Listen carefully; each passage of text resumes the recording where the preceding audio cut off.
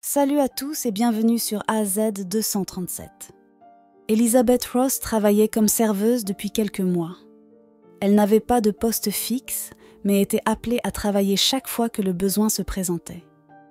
Elle œuvrait pour une entreprise de traiteurs et servait de la nourriture et des boissons lors d'événements organisés en extérieur.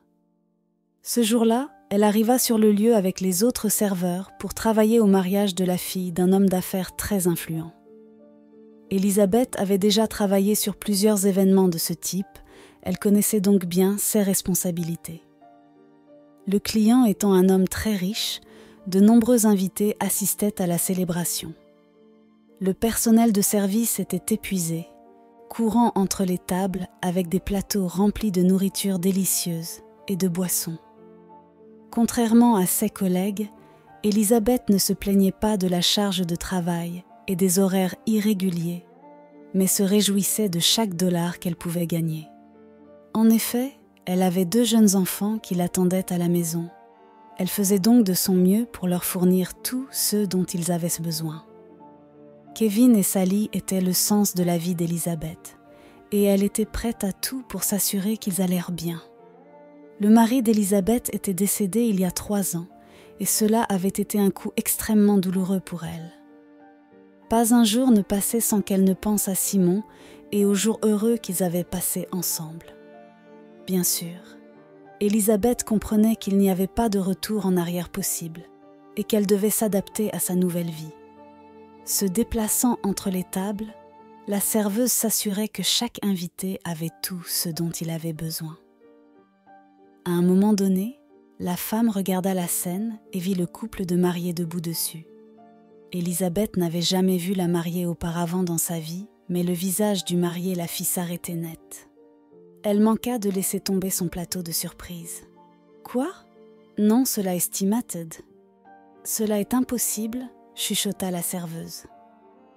La femme était tellement choquée qu'elle ne pouvait ni entendre ni voir ce qui se passait autour d'elle. Elizabeth pâlit et des larmes gelèrent au coin de ses yeux. Les lèvres de la femme commencèrent à trembler de manière traîtresse, et elle se sentit étourdie et faible sur ses jambes.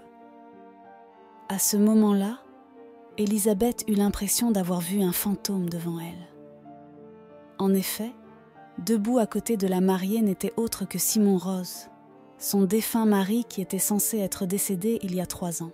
Il ne pouvait y avoir aucune erreur. Elizabeth était absolument certaine que c'était définitivement son mari.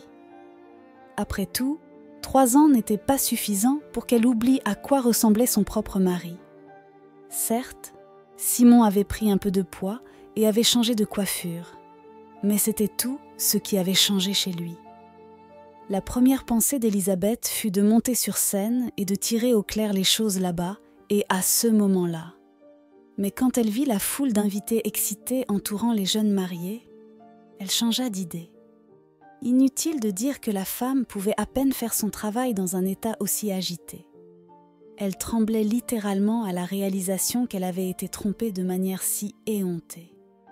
Elizabeth avait pleuré son mari tout ce temps et allait sur sa tombe, y déposant des fleurs. « C'est donc là que tu étais, Simon, » pensa la femme. Elizabeth attendit patiemment que son ex-mari descende de la scène et aille à sa table avant de mettre en œuvre son plan. Elle grimpa les marches pour monter sur scène et prit le microphone. Elle savait exactement ce qu'elle allait dire aux jeunes mariés. Cependant, les invités étaient si occupés à s'amuser qu'ils n'ont même pas remarqué la serveuse qui montait sur la scène. Pour une raison inexplicable, c'était seulement son patron qui se tendit visiblement, réalisant qu'un incident fâcheux était sur le point de se produire. « Puis-je avoir un moment de votre attention, s'il vous plaît ?» dit Elizabeth, prenant le microphone en main. « Je tiens à féliciter Simon et sa mariée le jour de leur mariage. Que votre vie soit remplie du bonheur dont vous avez rêvé, » continua Elizabeth. À ce moment-là, les invités commencèrent à grogner. La femme n'a appris la raison de leur indignation qu'un peu plus tard, lorsque son patron l'a littéralement traînée hors de la scène et a commencé à la réprimander pour ce qu'elle avait fait. « Que croyez-vous faire ? Et qui est Simon ? Le nom du marié est Alfred Miller. C'est un homme d'affaires de Miami. Pourquoi avez-vous même pensé à monter sur scène? Votre domaine d'expertise est ici, entre les tables. » Mais il n'y avait aucun moyen de convaincre Élisabeth. La femme vit la peur qui jaillit dans les yeux de Simon, ce qui signifiait qu'elle avait raison. Bien sûr, l'homme fit semblant d'être véritablement surpris par les mots de la serveuse et prétendit qu'elle l'avait confondu avec quelqu'un d'autre. Cela semblait très convaincant, mais Élisabeth savait que Simon mentait. Ce n'est pas Alfred Miller, c'est Simon Ross, la femme continua de penser. Les invités oublièrent rapidement tout l'incident et continuèrent à s'amuser, célébrant les jeunes mariés. Après tout, les mariages sont toujours très mouvementés. Tout peut s'y passer, que ce soit une bagarre ou une déclaration d'amour. Élisabeth quitta le lieu dès qu'elle fut payée pour son travail. Le reste de la fête se déroula sans incident, mais la jeune serveuse n'eut jamais l'occasion de se rapprocher suffisamment de Simon pour lui parler. De son côté, il ne montra aucun désir de le faire. Ainsi, la femme décida de reporter la résolution de cette affaire. Après tout, elle avait 2 enfants qui l'attendaient à la maison, et ils aimaient leur mère de tout leur cœur. Sur le chemin du retour, Élisabeth décida de s'arrêter au magasin pour acheter des friandises à Kevin et Sally. Elle savait que son fils aimait la barbe à papa, tandis que sa fille préférait la glace. Après avoir choisi tout ce dont elle avait besoin, la femme se dirigea vers la caisse et étala ses achats sur la table. Malheureusement, lorsqu'Élisabeth plongea la main dans sa poche pour sortir l'argent, elle réalisa qu'elle avait perdu le salaire que son patron lui avait donné. Ce n'est qu'à ce moment-là qu'Élisabeth réalisa qu'elle était dans l'embarras. Lorsque la serveuse avait mis l'argent dans sa poche à la fin de son service, elle n'avait pas remarqué un grand trou dedans, ce qui est la manière dont elle avait perdu son salaire. « Mon Dieu, pourquoi je ne l'ai pas simplement mis dans mon portefeuille tout de suite ?» pensa Élisabeth, ayant du mal à retenir ses larmes.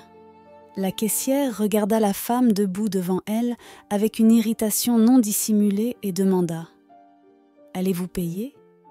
Sinon, veuillez vous écarter et ne pas retenir la file. » Élisabeth n'avait jamais ressenti une telle honte de toute sa vie.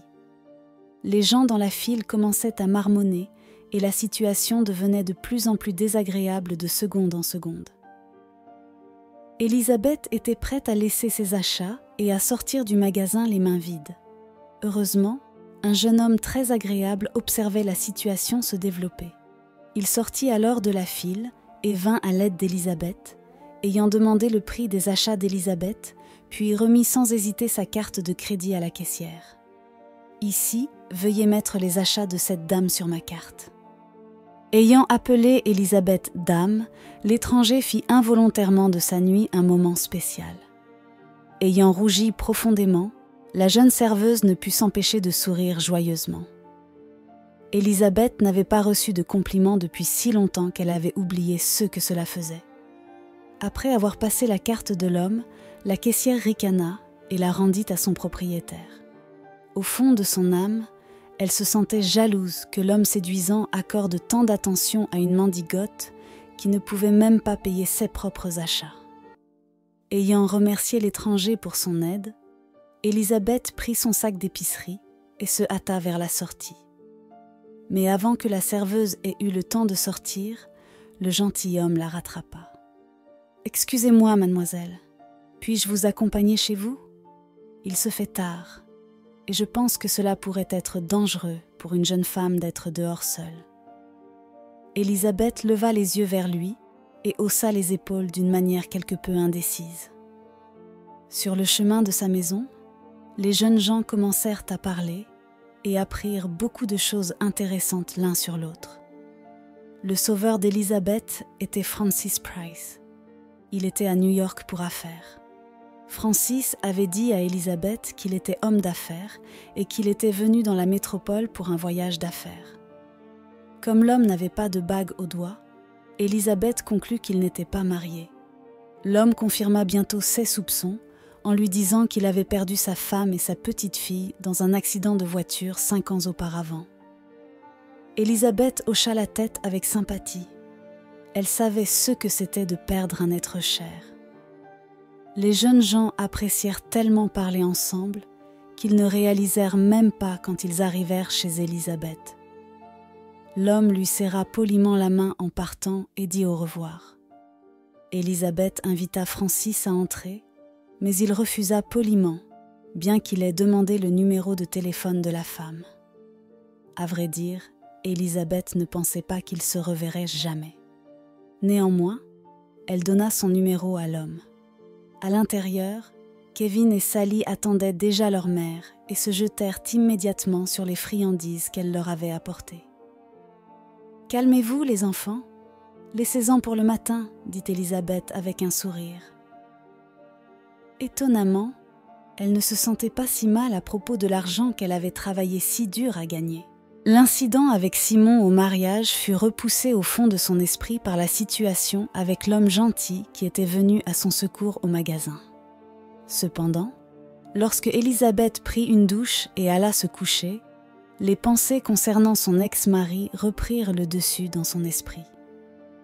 Involontairement, la femme se laissa aller à un voyage dans le passé, qui la ramena 7 ans en arrière, au moment où tout avait commencé. Elle était alors une étudiante de première année à l'université, étudiant l'économie. La jeune femme était confiante que sa vie serait pleine de grandes choses. Elle était venue à New York d'une petite ville et espérait s'y installer. Les parents d'Élisabeth étaient des agriculteurs en faillite d'Oklahoma, et donc ils ne pouvaient pas beaucoup aider leur fille. Élisabeth était l'aînée de 5 enfants et comprenait qu'elle ne pourrait pas compter sur l'aide de ses parents beaucoup plus longtemps. La jeune femme sentait que déménager à New York changerait sa vie. Son intuition ne l'a pas trompée, et bientôt, une nouvelle existence commença pour Élisabeth. Les enseignes au néon, le rythme effréné de la vie et le bourdonnement incessant des voitures lui tournaient la tête et rendaient littéralement folle cette naïve provinciale. Puis, elle rencontra Simon lors d'une des soirées étudiantes. Quand on est jeune et plein d'énergie, tout événement peut se transformer en célébration de la vie, et ce jour-là ne fit pas exception. Simon remarqua immédiatement la jolie jeune femme qui restait principalement en retrait, ce qui indiquait clairement qu'elle n'était pas du coin. Simon était doué pour faire la cour, et donc, il ne tarda pas à faire tourner la tête d'Élisabeth et à conquérir son cœur avec des fleurs, des cadeaux et des dîners dans des restaurants chers. Tout cela ne pouvait tout simplement pas laisser indifférente la jeune femme inexpérimentée. Au début, les jeunes gens n'étaient que des amis, mais ils franchirent rapidement cette limite et devinrent amants. Initialement, Simon ne dit pas à sa petite amie où il travaillait, mais lorsque leur relation devint plus intime, il lui révéla qu'il était homme d'affaires. Cependant, chaque fois qu'Élisabeth tentait d'en savoir plus sur son travail, Simon changeait systématiquement de sujet. Il était clair qu'il ne voulait pas parler de son travail. Avec le temps, Élisabeth cessa simplement de lui poser des questions à ce sujet et accepta le fait que Simon ne la laisserait pas entrer dans cette partie de sa vie. Mais lorsqu'il demanda Élisabeth en mariage, cela ne sembla plus avoir d'importance pour elle. Au début, la vie avec Simone semblait être un conte de fées devenu réalité.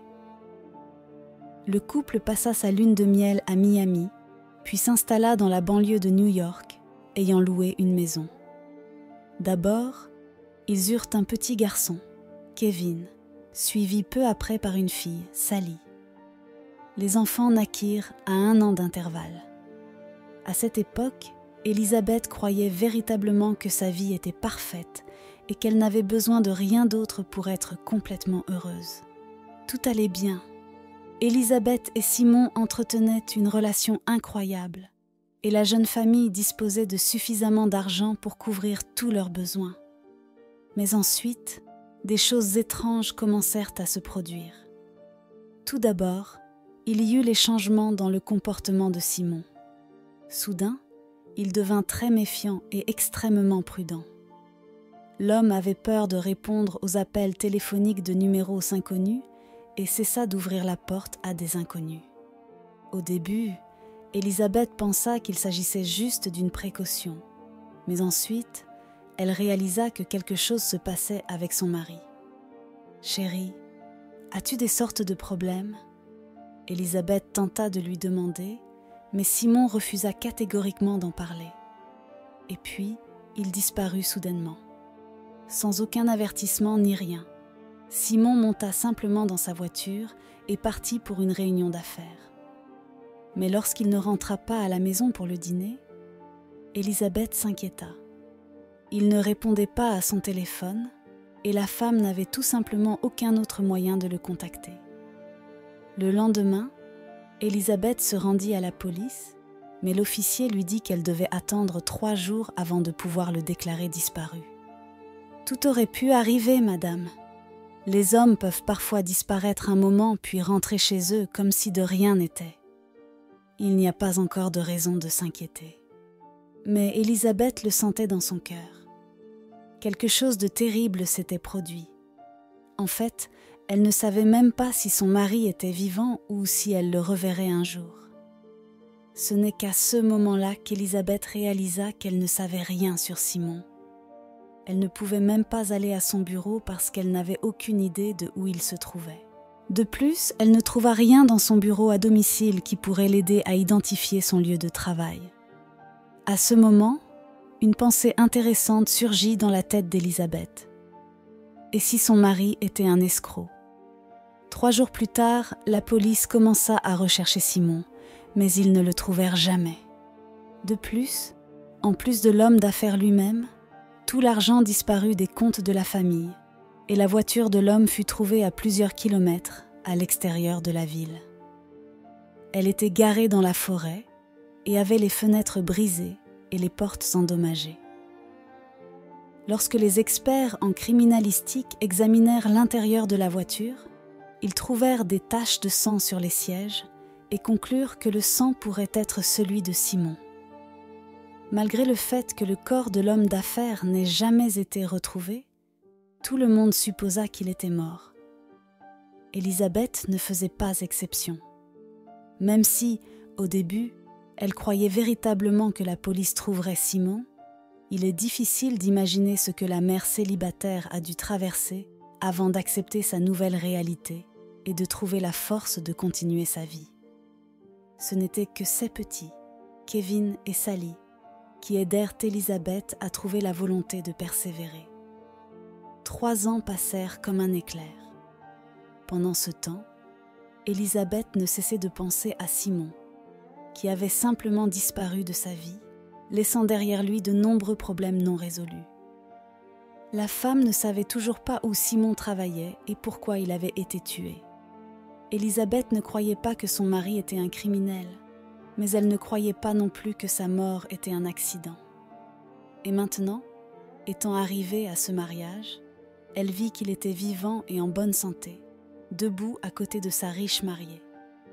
Tout cela lui rappelait son propre mariage lorsqu'elle se tenait également à côté de Simon et se sentait vraiment heureuse. D'autre part, Elisabeth savait que s'impliquer dans la vie de son ex-mari maintenant ne résoudrait vraiment rien. En quoi cela m'aiderait-il si je provoquais une scène? Si Simon avait voulu, il serait revenu à la maison, mais il a choisi de me laisser avec 2 enfants et de disparaître, pensa tristement Elisabeth. Cette nuit-là, la femme ne dormit pas beaucoup. Toutes sortes de pensées tourbillonnaient dans sa tête, rendant difficile de se détendre et de somnoler, ne serait-ce qu'un peu. Néanmoins, le lendemain promettait à Elisabeth de nouveaux ennuis et soucis. Après avoir pris un petit déjeuner hâtif, elle emmena les enfants à la garderie et remercia sa voisine, Madame Donahue, une femme célibataire dans la 60aine qui aidait Elisabeth gratuitement en prenant le rôle de nounou.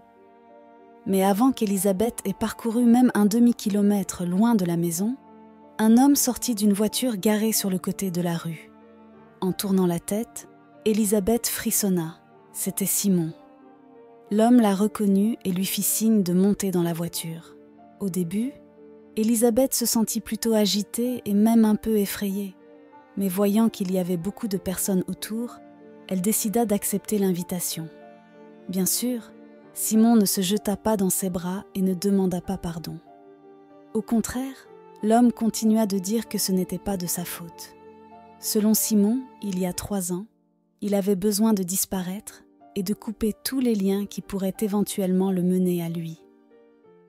À ce moment-là, Élisabeth réalisa que sa première intuition était correcte.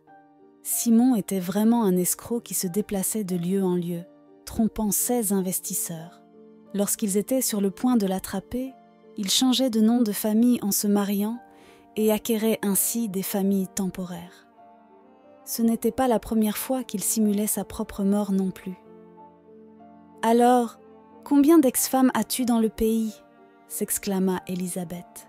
« Je ne pense pas que tu aies besoin de savoir cela, mais je n'ai jamais aimé quelqu'un autant que je t'ai aimé. » Simon se hâta de rassurer la femme.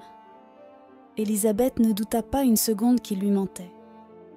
Elle avait finalement appris à déceler quand elle était trompée et donc ne croyait pas un seul mot sortant de la bouche de Simon. Pendant ce temps, l'homme continuait à parler de comment, toutes ces années, il n'avait pensé qu'à sa famille, mais avait peur de revenir. Élisabeth écouta tranquillement son désormais ex-mari, et ce n'est qu'à la fin de son monologue qu'elle répondit « Qui essaies-tu de tromper, Simon ? Tu ne verras jamais tes enfants à nouveau. Ils pensent que tu es mort, et c'est ainsi que cela va rester. Tu as une nouvelle vie, un nouveau nom et une nouvelle femme, alors vas-y, vis ta nouvelle vie. Mais souviens-toi qu'un jour ta maison de cartes s'effondrera, et tu devras répondre devant la loi pour tout ce que tu as fait. » Simon pâlit et commença à dire quelque chose sur le fait qu'il avait laissé sa vie criminelle dans le passé. Élisabeth ne le croyait pas vraiment, mais choisit de ne pas s'attarder là-dessus. Au lieu de cela, elle sortit de la voiture et vaqua à ses affaires, laissant finalement son passé derrière elle. Elle savait qu'elle ne verrait définitivement plus jamais Simon. À chaque pas qu'elle prenait, la confiance de la femme se renforçait, et pour la première fois en plusieurs années, elle se sentait libre. Désormais, elle n'était plus retenue par le souvenir de son mari qui avait disparu dans des circonstances mystérieuses, la laissant avec ses 2 jeunes enfants à sa charge. Une toute nouvelle vie attendait Élisabeth, et elle savait qu'elle était destinée à trouver son véritable amour. Elle décida de commencer par organiser une rencontre avec l'homme gentil du magasin qui l'avait aidé à payer ses achats. Élisabeth croyait vraiment que Cupidon travaillait pour l'aider à trouver le vrai bonheur. Francis était très heureux de revoir Élisabeth et saisit donc cette occasion pour l'inviter à dîner.